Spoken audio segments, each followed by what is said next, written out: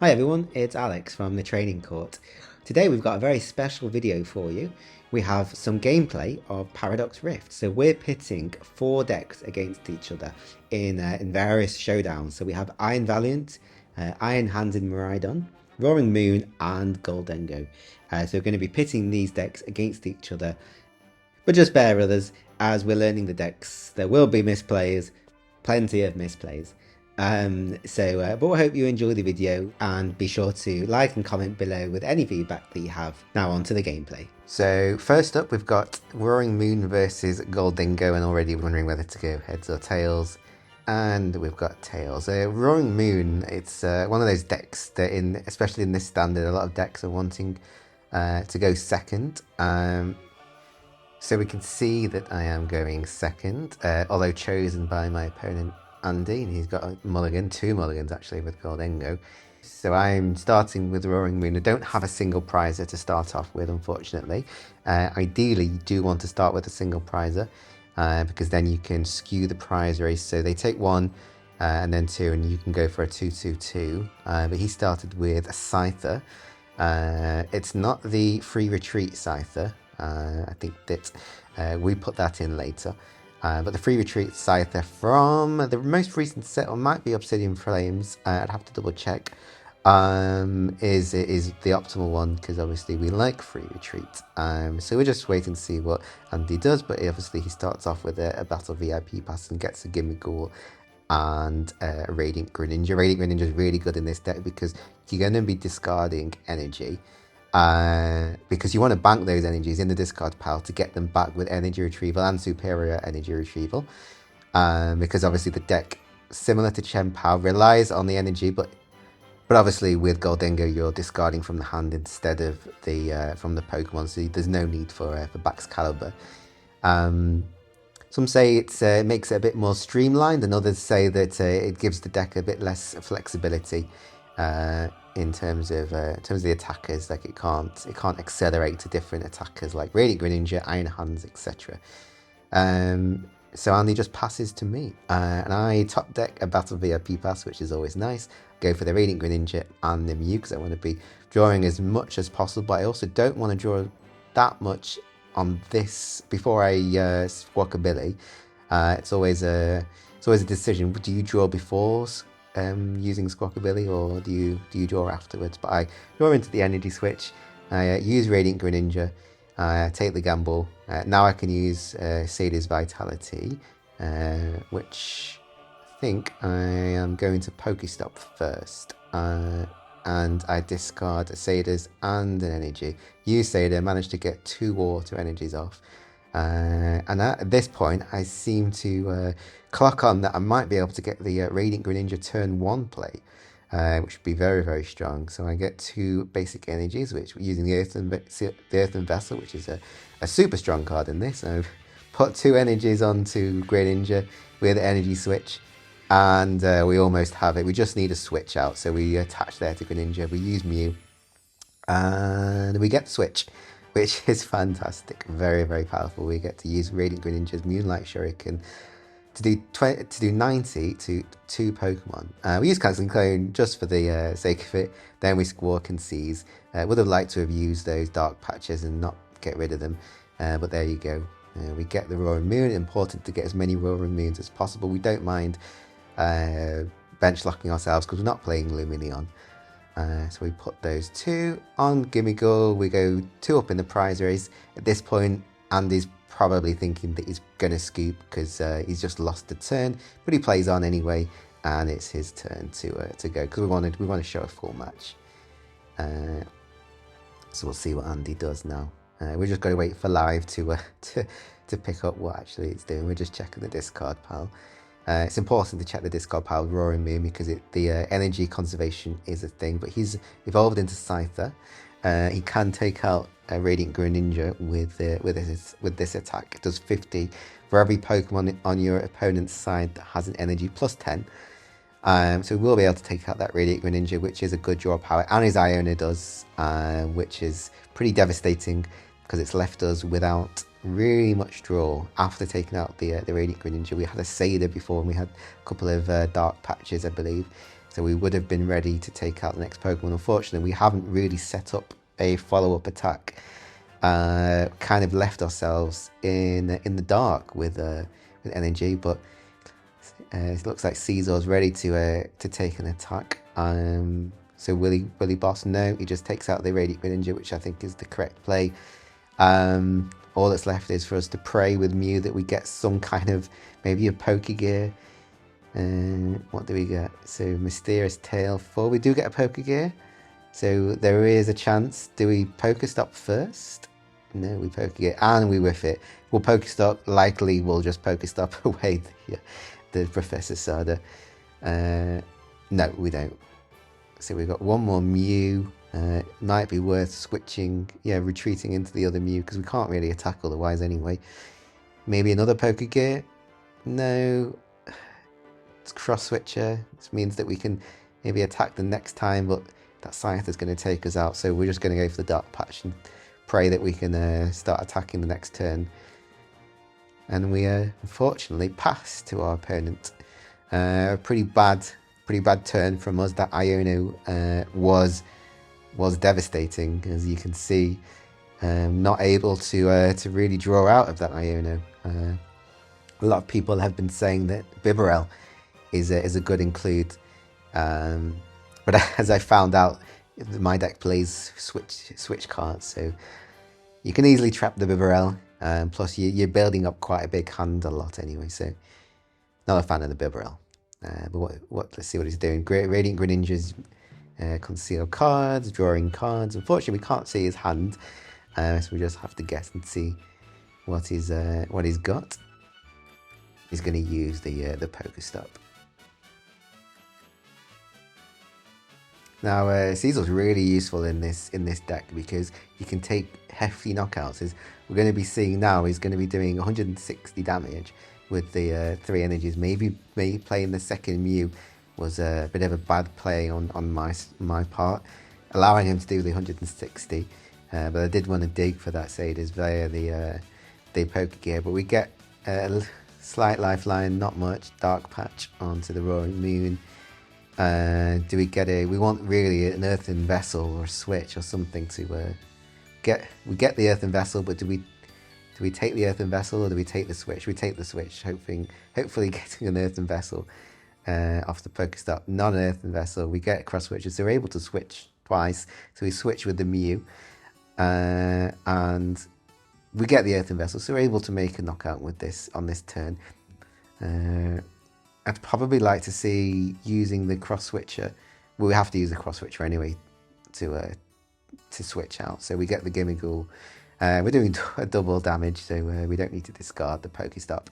PokéStop is really, really useful in this deck, not only for drawing through our deck, but actually it's a very useful disruption tool, because a lot of the other players, the opponents, they tend to use PokéStop because they can, and they're not set up for it, so they end up just discarding their supporters and Pokemon, which is great to see.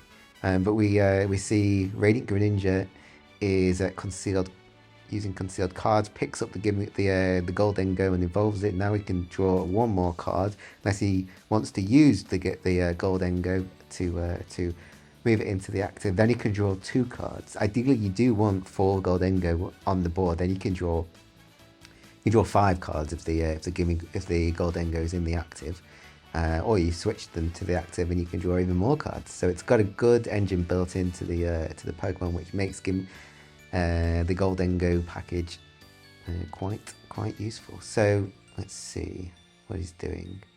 We'll wait and see what his plan is, but I suspect is going to be trying to take that one-hit knockout with the Gholdengo on the Roaring Moon. I'm not sure he wants to butter it up with the Caesar. I'm not sure that's useful. Likely, I'm going to have to take a one-hit KO using Frenzied Gouging, which would put me down to 30 HP.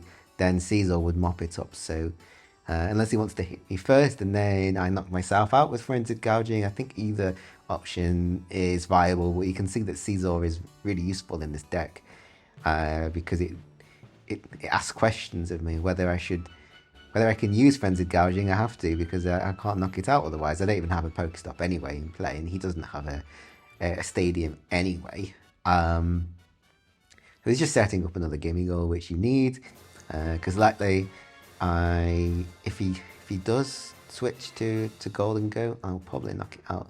He's powering it up. I think he's going to just go for the size of attack, which I would say is the best option. But I would attack the Caesar. I would go down to 2 prizes, meaning I would only need to take a further 2 prizes. So he's gone for the escape rope. Interesting. Unless he's got a boss. I'm going to go for the Mew, but although I think, unfortunately, he goes down to 2 prizes, I have to take Frenzied Gouging, then he will get the knockout with Caesar. So the writing's on the wall. Unfortunately, there's not much more I can do.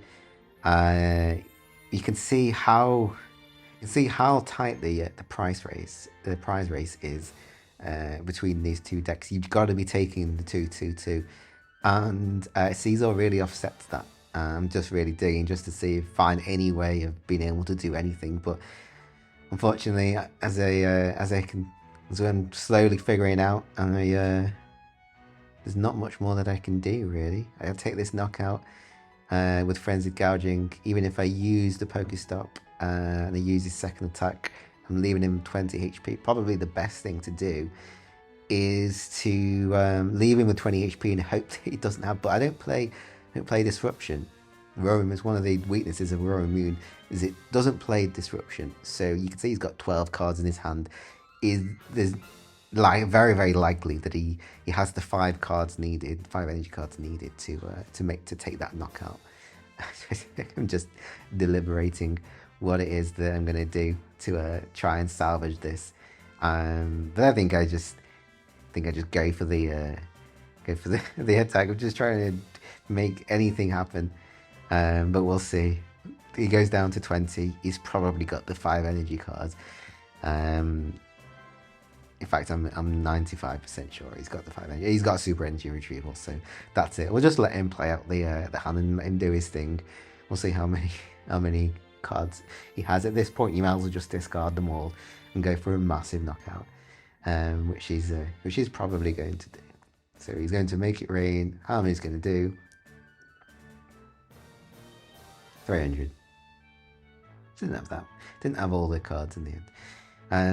But he takes its final 2 prize cards and takes the win. And it was a good showing for Gholdengo there. And next up we have Miraidon versus Iron Valiant. Now Iron Valiant is one of the other decks that came out from Paradox Rift that was hyped up a lot because it could take the knockout on the first turn, going first, the turn 1 donk on if the Pokemon is under 80 HP or under. You can take the knockout before the other person even gets to have a turn, which is pretty good. But as you see, I go for the Raichu, and I also have the energy, this is a good start. I'm just debating whether to get rid of the Fluffy. I'm thinking I'm not going to put down a Mareep in this matchup because he can take a knockout easily on it. So it's just a bit of a liability, especially with Yoga Loop. So Miraidon for the deliberate putting the Mareep, but then think maybe not. We go for another Miraidon, and I think I'm going to go for the Iron Hands. I don't want to put on small Pokemon. It's very hard for Iron Valiant to take knockouts on big Pokemon with the electric generator. Do we get another electric? Yes, we do. And we just want to show Iron Hands doing something. So we actually have Squawkabilly here. That was a very good opening hand. And we Nest Ball. Do we Nest Ball? No, we don't. We just Fast Charge. We'll save the Nest Ball for later if we need it. We go for Fast Charge, and that was a pretty good turn 1 from us. So let's see how Iron Valiant fares. So he goes for a Nest Ball. I'd say it's probably best to get another Iron Valiant, but he gets a Jolteon V. So we're playing the Jolteon V package with this, which is another spread deck that has always been quite popular. People have been fond of this Jolteon V, because Jolteon's a cool Pokemon anyway. But we get the Iron Valiant back in. And the good thing about Jolteon V is it's got free retreat, which is really useful in Iron Valiant. If you just want to bring it up after a knockout, after you get knocked out, you can just retreat into it easily. So we put some pings onto Squawkabilly. I'm guessing just lining it up at some point for a Yoga Loop, because Squawkabilly has got not much HP for a 2-prizer, so we can afford to put the pings on that. You gotta put the pings on the Pokemon with the lowest HP. It's the quickest route to a knockout.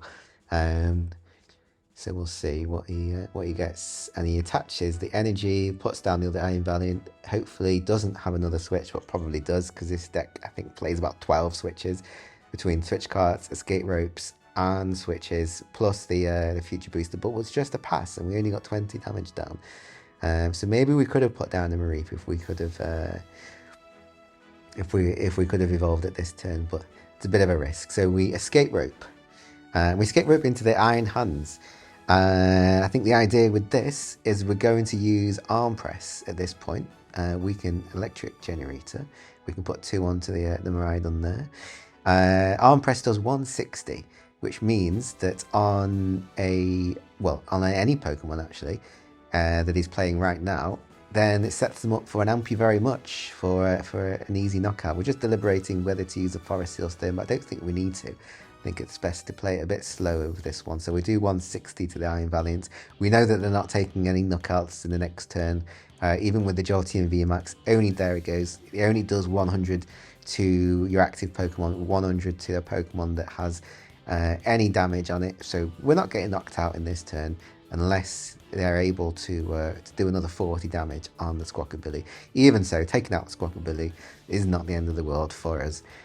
Because it's not attacking, it's done its purpose. I think we're okay. Taking another two prizes out is it's quite difficult for the deck for Iron Valiant. So we get Ionode. We didn't really have a super great hand there, so we get Ionode into another Ionode and a couple of Bravery Charms.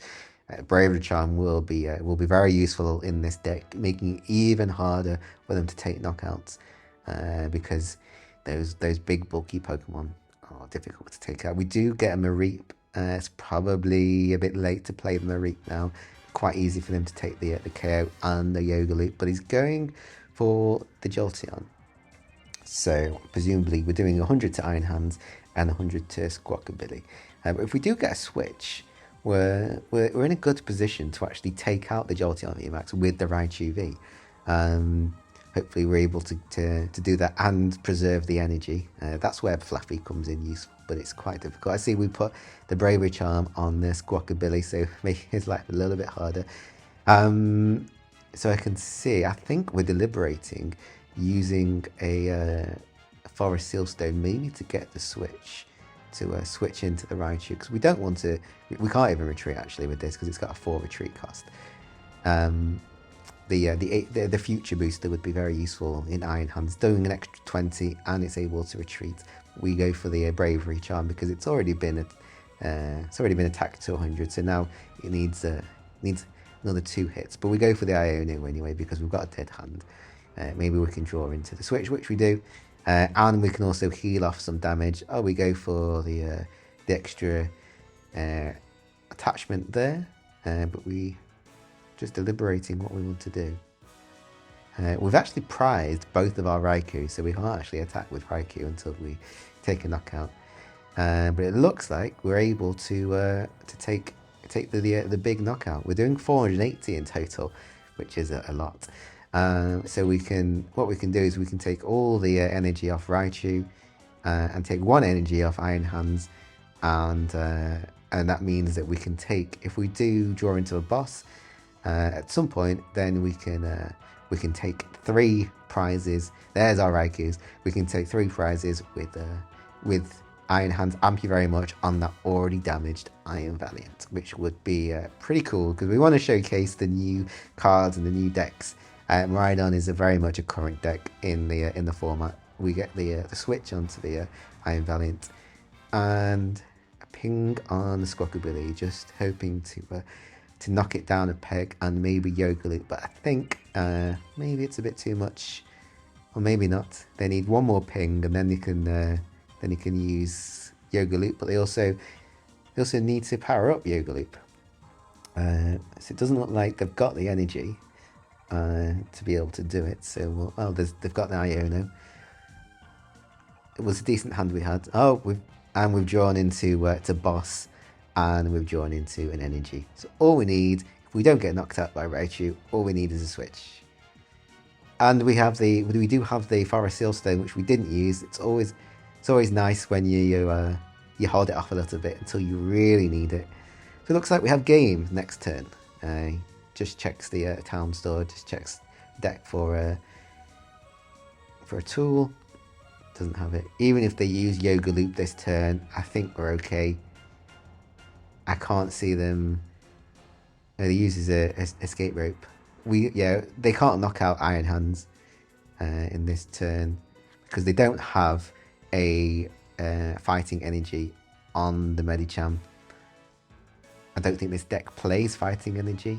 The Jolteon one only plays electric. Maybe it was a misplay to bring out the Iron Hands because maybe they do play a fighting energy just for the Medicham, maybe to help with the Miraidon matchup. Wouldn't be a bad idea, but maybe playing different kinds of energy, including the double turbo, is probably a bit too much. So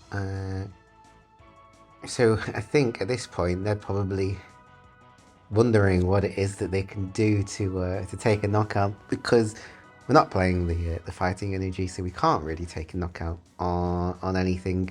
The Iron Hands has got 210 HP, so even with the 70 damage on it, it's not the lowest HP Pokemon the Raichu is, which has now got 180 HP. And 160 HP, which is still a lot really, so there's not really much you can do. But we have Boss, and we have the Forest Seal Stone to get the switch. We're just checking we have the switch, but we have an escape rope, so it's fine. We go and get the escape rope, and that's going to be game. Strong showing actually from Iron Hands in Miraidon. We were lucky with the electric generator. It doesn't always come off. We did whiff one earlier, but that 160 damage seems to have done the trick. And we can do 280, and we take 3 prizes. So not a great matchup really for Iron Hands. This is what I'm saying. There's not many decks in the meta that are really easily beaten by Iron Hands, apart from some Lost Box. But what do we have now? Maybe Guardy.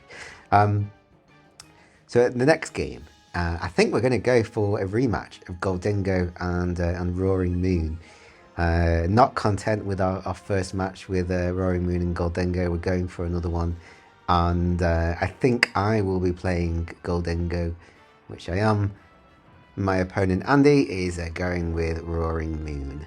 So there we go. Starts with the Roaring Moon. It's not the Pokemon you really want to start with. Ideally, you want to start with a single prize, but we do play a lot of Switch cards. We play 4 Switch cards, plus the 4 Cross Switchers, so we're a total of 6 Switch outs, really. So it's not the end of the world starting with Roaring Moon, but obviously we want to be Dark Patching to the bench. We get the Mew, so maybe we've got the Switch card, which we do, so we go for the Mew. We want to be getting a Battle VIP Pass here, or Nest Ball. We get Dark Patch, and we're able to PokéStop. Maybe we can PokéStop an energy away. There we do, and then we can use the Dark Patch. I see the Sada was also there. Going first with Roaring Moon is not a bad idea, because you get to use Mew and Radiant Greninja twice before you attack, because obviously you do it the first turn and then the second turn. Probably going to go for a Squawkabilly in this, because it's pretty imperative, I would say, in this deck to get the Squawkabilly and just draw as many cards as you can. But he does have that Sada in hand, I believe. So getting rid of a Sada also hurts. But sometimes you got to do what you got to do. Oh, we don't have the Sada. We had the Pokégear. So he gets the Greninja down. He's able to conceal card. Getting the energy into the discard is what you want to do with this deck. Because obviously you want to be using Sada, you want to be using Dark Patches, as much as you can. You play 4 Sadas, 4 Dark Patches, so it's a lot of ways to get the energy in and around the deck. So we can escape rope, because we want to bring out a different Pokemon so they don't get a free use of Mew on the next turn, but we also are not able to retreat at this point, so hopefully we get some kind of... We don't get anything, so unfortunately we're going to go for a continuous coin toss and just see how much we get. Not the best start considering how easy it is. We do 20 damage to Squawkabilly, so pretty sure they're going to get the donk here. So unfortunately, this happens in Pokemon sometimes. You put a Pokemon out, you're not able to get a second Pokemon who's got the Sada. So all it needs is one more energy, a Dark Patch or an energy and a switch, or a Dark Patch and an energy, and then he can just use the energy to retreat the Squawkabilly. So a lot of outs to getting this Gimmighoul out the way, but we'll see if we survive one turn, because we're able to get the Gholdengo. Even if we use the Gholdengo, he's got a Dark Patch and a Earthen Vessel, so he's able to at least Dark Patch to the Roaring Moon, and then switch or retreat with this Squawkabilly. So we'll see that doing that. I think he's just going to race through that. He actually attaches. He does have the Switch Cart anyway, and that's bye-bye Gimmighoul, and that's the game, fortunately. So we'll I think we just rematch that, because that's not a game of Pokemon. That's just how fast can you defeat a Gimmighoul, which is very fast when you're Roaring Moon. So we go straight into the next game. And so hopefully we get a better turn with Gholdengo. Hopefully we actually get to play the game, because that's the best thing about Pokemon, is actually playing it and getting the Pokemon out when we need those Pokemon. So they won the coin flip. They're going to choose to go first. As I said, it's not the worst idea to go first. You can get the turn 1 donk, but against Gholdengo, all you're doing is you're just offsetting the prize race, because he doesn't play any 2 prize basic Pokemon in Gholdengo. Might be a Luminion, probably not, to be honest. So not much point in getting the turn 1 donk with Roaring Moon. But we'll see. We'll see what happens in this game. Hopefully Gholdengo can have a better showing than the last game, but he gets a better Battle VIP Pass. Best cards to get on your first turn. And he's probably going to get either another Roaring Moon, maybe a Squawkabilly and a Mew, or Squawkabilly and a Greninja. Squawkabilly and a Mew, so he's probably got a Switch Cart. Which is what you want really on turn 1, is to be able to... Oh, he's just going to attach, he's going to PokéStop, and he's going to another Battle VIP Pass. Using up all his resources before he uses Squawkabilly, just leaving a bench space open. Maybe he's probably wanting to get the Radiant Greninja, although not sure why he didn't get it. Maybe it's prized. But I would definitely... Yeah, there we go. Squawk Seeds got rid of his Sada. That's not what you want. But also an energy. So we've still got the PokéStop to use. We might get rid of a Sada with the PokéStop. It's what happens sometimes. There you go. You get rid of the Sada. It's always the way when you think you're going to get rid of one, you do. Gets rid of the energy, takes another card. So at the moment, it's not looking great for the Roaring Moon in this first turn. Just got 2 Sadas left in the deck. So got to dig pretty hard. So we've got 3 supporters to use: Worker, Iono, and Boss. Fortunately, we get rid of a Gimmighoul. We need Gimmighouls to play the game. So hopefully it's not going to be the same as before. We use Iono, we draw as many cards as we can. Hopefully we get something. And we do get the Greninja. We'll use Conceal cards, see if we can get a Gimmighoul. We get the Fog Crystal, so we've got the Gimmighoul.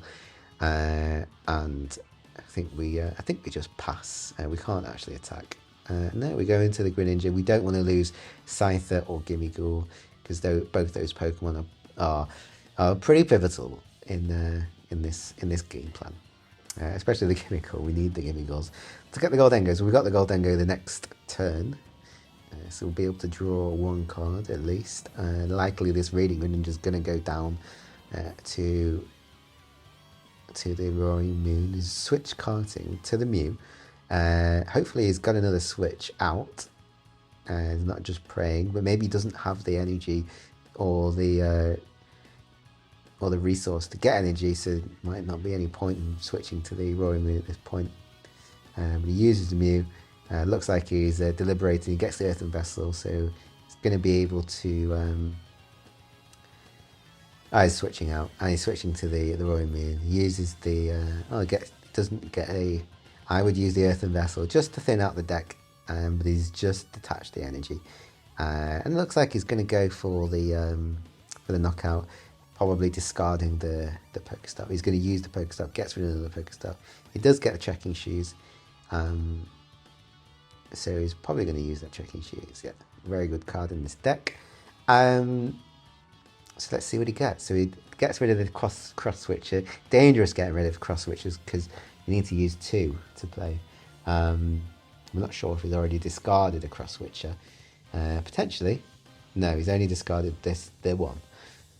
So we'll see. We'll see what he does next. It's just going to be a Calamity Storm, and probably going to take out the PokéStop so we can do damage. I mean, we can't use the PokéStop, but we do have an Iono in hand, and we were able to evolve into Gholdengo EX. So hopefully we're going to be able to take a knockout. Do get another energy, we can power up our Gholdengo. We get the CEL, attach, and then we evolve to Gholdengo, and then we Iono. Pretty good hand, to be honest.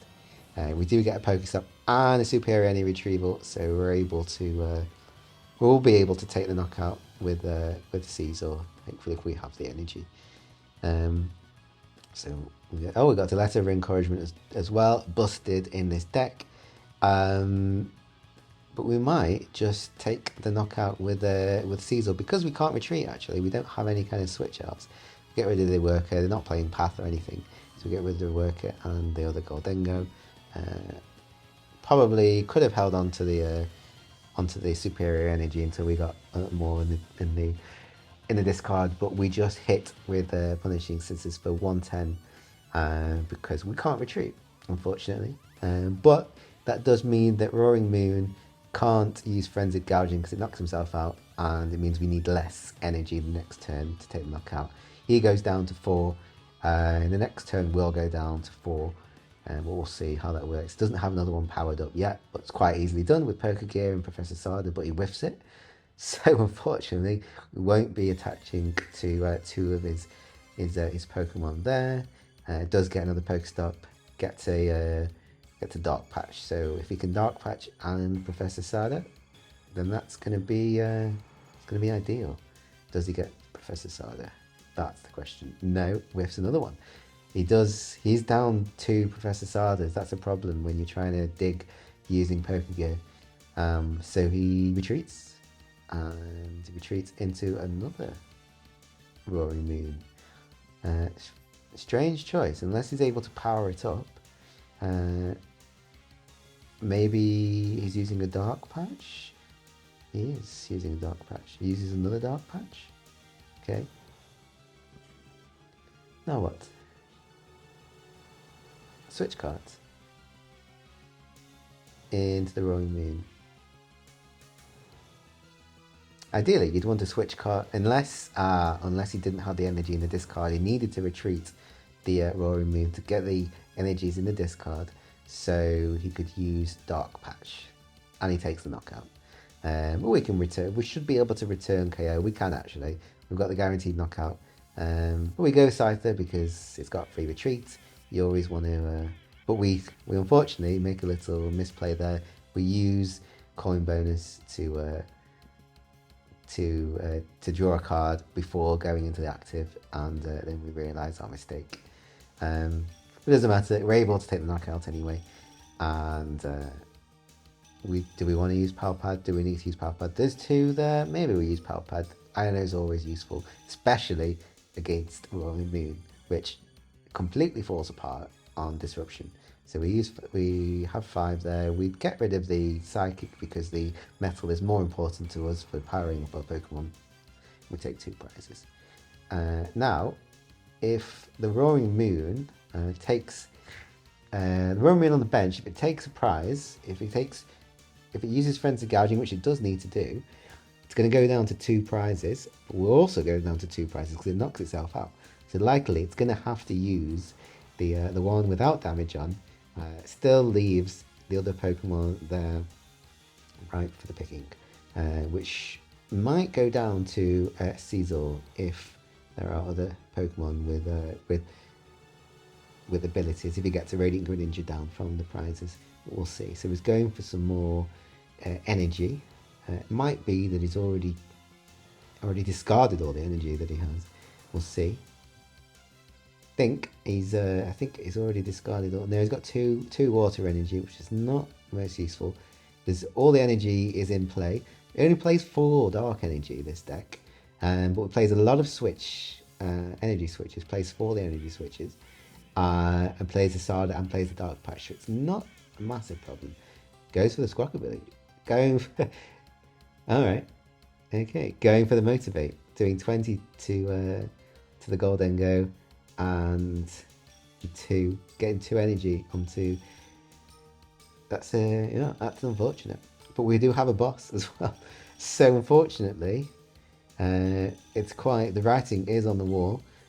We do get the energy retrieval as well. We're going to escape rope to the other Gholdengo because we can power it up, and then we can use superior energy retrieval. So we use, and we have the energy retrieval as well. So we've got all the energy, as much as we'll ever need. And we use energy retrieval, get rid of the Ultra Balls. Maybe we want to get another Gimmigle, but probably the game's over by now, because if we boss up the one without damage, he's got to use the one with damage to take the knockout and knock himself out. So we go down to 2 prizes, and from there, we're thinking it's game over. So we take the 2 prizes, so what do we get? Anything useful, Switch, and the Battle VIP Pass from No. Pretty sure, unless he gets another Roaring Moon down, if he knocks us out, we will then just do the return KO with the other Gimmigle, even though it's got 20 damage on it. It doesn't really make a difference. Fortunately, the Squawkabilly there didn't help his cause too much. Probably should have just let the Mew in the active, because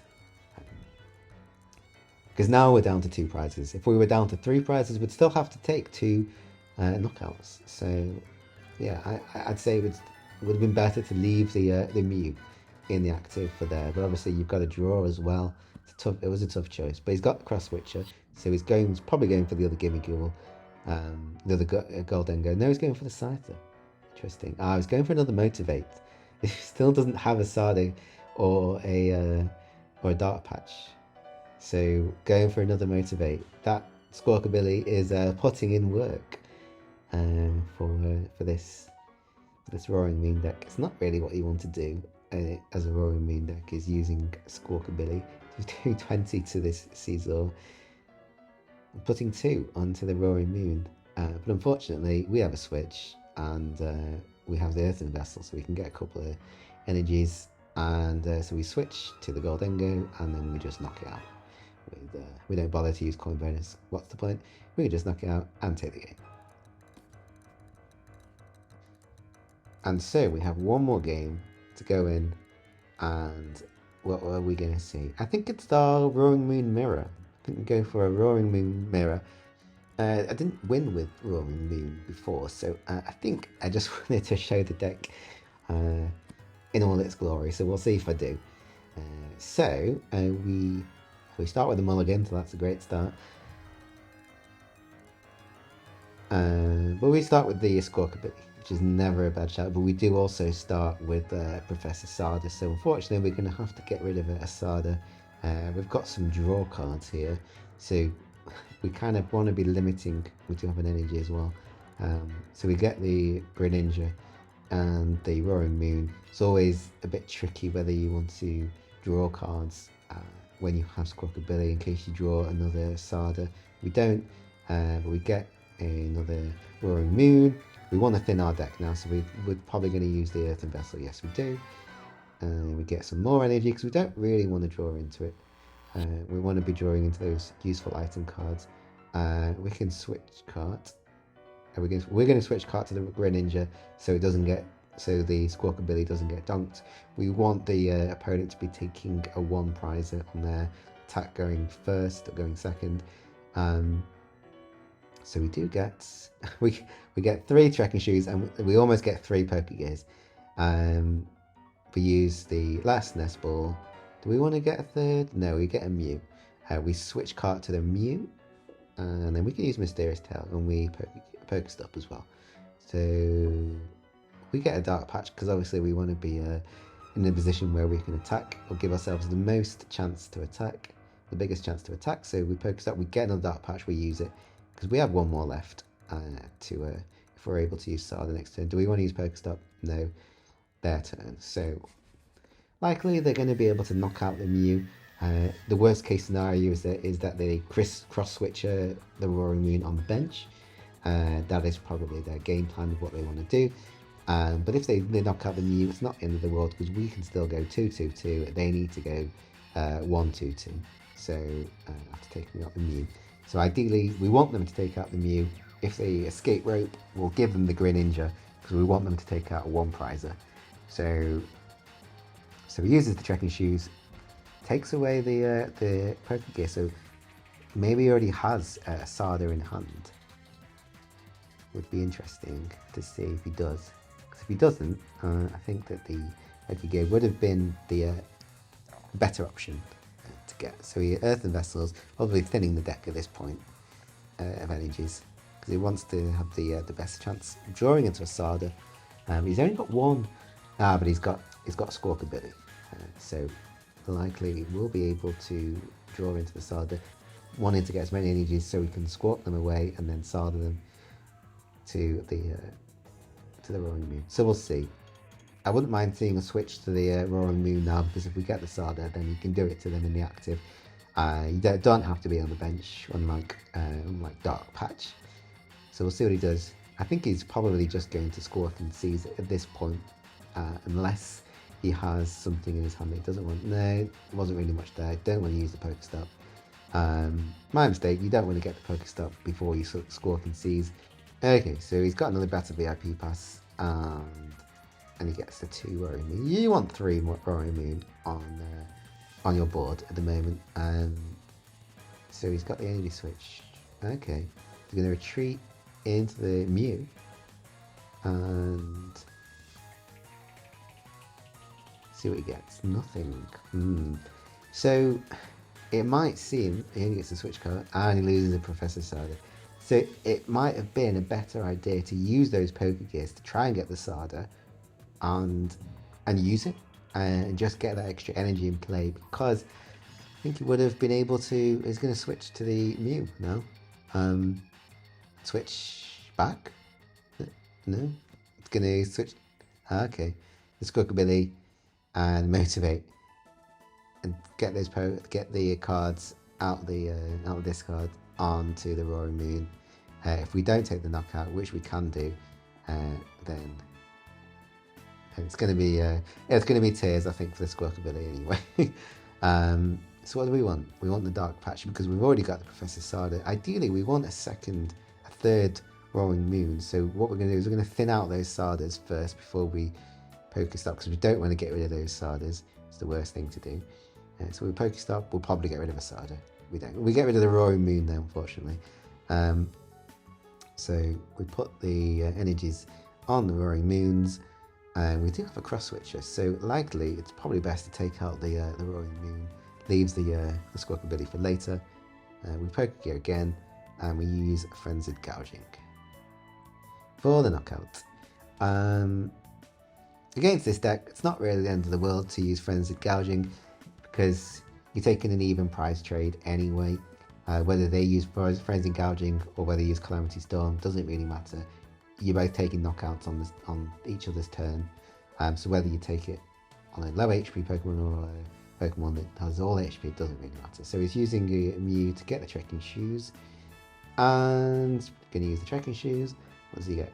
He gets rid of Nest Ball. Probably would have used the Nest Ball to get a 3rd Roaring Moon. But at this point, it just needs to dig for Professor Sada, but unfortunately gets rid of it. So that's 2 Professor Sadas that he's got rid of. Unfortunately, that's just how PokéStop goes sometimes. So using the Earthen Vessel, probably would have used the Earthen Vessel first. and get the energy on. Are we going to see another? Yes, we're going to see another Motivate. Energy switch to the Roaring Moon. We do have one Cross Switcher in our hand, and unfortunately doesn't get the knockout. But he's fully powered up. But we'll see what happens. So we retreat into the Mew and Mysterious Tail and get the Earthen Vessel. Or do we get the Energy Switch? We get the Energy Switch. I think what we're wanting to do now is try and get a Cross Switcher to take out that Roaring Moon. We want to be attacking with the Roaring Moon that doesn't have damage on it, because obviously we don't want to knock ourselves out, but we can take the knockout on the Squawkabilly. At this point, they don't have any cards in their hands, so they're going to promote the Mew. If they get an energy, they won't be able to retreat. They get the Pokégear. Do they get the Sada? Finally, they do. They can put 2 energy onto the Roaring Moons, and hopefully they get a switch. Hopefully they're able to take some kind of knockout. It doesn't really matter because we can Dark Patch to our Roaring Moon on the bench if this gets a knockout, and then we could just do 100 to the next Pokemon. So it's going to promote the Roaring Moon. It's going to use Frenzied Gouging, putting it down to 30 HP. We just bring out our Mew so we can Dark Patch first, and then Switch Cart to it, I would say. So we bring out the Mew, Dark Patch. I don't think we need to do much else. We can just take the win. Just do 100 damage. Even if we did Frenzied Gouging at this point and it was a full HP Pokemon, it wouldn't matter because we're already 2 prizes up anyway. And we get the win. And that's our final game. Good showing there for Roaring Moon. Okay, so those are our games. So I hope you've enjoyed the video and the matches. I know there's been a lot of misplays. Just bear with us whilst we're learning the decks. We try to showcase them as much as possible. So we're looking to really get this done hopefully every couple of weeks. Every other podcast episode we'll be putting out some gameplay. So keep an eye on to our YouTube channel for more. But please like and share this video. Leave us a comment in the comments. Leave us a review. Be sure to watch our latest episode of the Training Court TCG. It's up on YouTube, also on Podbean, iTunes, and all other major podcast apps. But all that's left to say is thanks for watching. Take care.